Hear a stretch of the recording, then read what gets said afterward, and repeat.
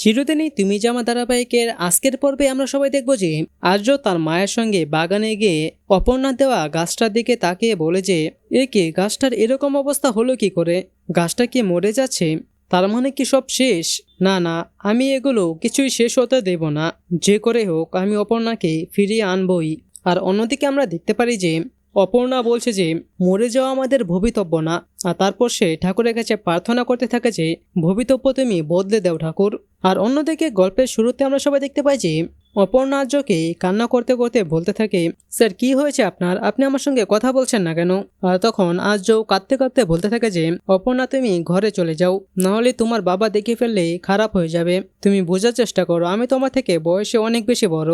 আর তখন অপর্ণা বলে যে কিন্তু আমি আপনাকে ভালোবাসি স্যার। আর তারপর আর্য অপর্ণাকে কোনো রকম বুঝিয়ে সেখান থেকে অনেক কষ্ট নিয়ে চলে যেতে থাকে। আর অপর্ণা তো এদিকে অনেক বেশি কান্না করতে থাকে। আর তখন আমরা দেখি অপর্ণার মা এসে অপর্ণার এই অবস্থা দেখে সে বলতে থাকে যে মা তোর এ কি অবস্থা করেছিস?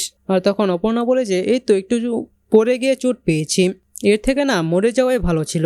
আর তখন অপর্ণার মাও বলে যে চুপ, আমি বুঝতে পেরেছি তোর মাথাটা একদম খারাপ হয়ে গেছে।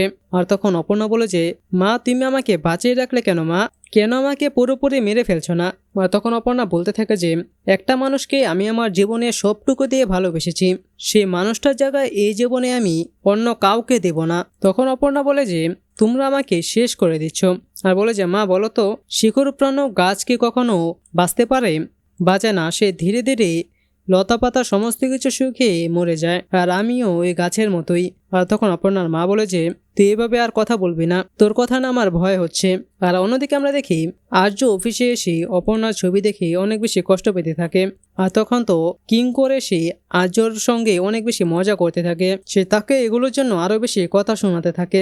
সে আর্যর সামনে গান গাইতে থাকে, কিন্তু আর্য এগুলো আর সহ্য করতে পারে না। আর তখন আর্য কিঙ্করকে বলে যে ওই হিন্দল অপর্ণার সঙ্গে যে ছেলেটার বিয়ে হওয়ার কথা তার সমস্ত ডিটেলস আমাকে বের করে দে। আর তখন কিঙ্কর বলে যে না, আমি তোর জন্য এই কাজটা করতে পারবো না, এখন তুই আমাকে যা করার করতে পারিস।